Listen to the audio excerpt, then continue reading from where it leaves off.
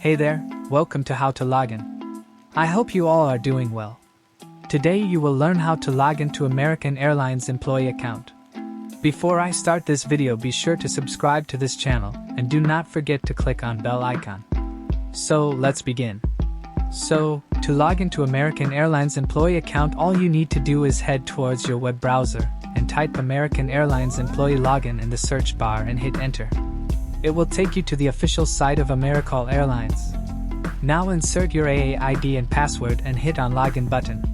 If you have forgotten your password, then you can click on forgot password button. To reset your password, you have to enter your 6 or 8 digits AA user ID. And after resetting your password, you can log into your account. So guys, this is how you log into American Airlines employee account.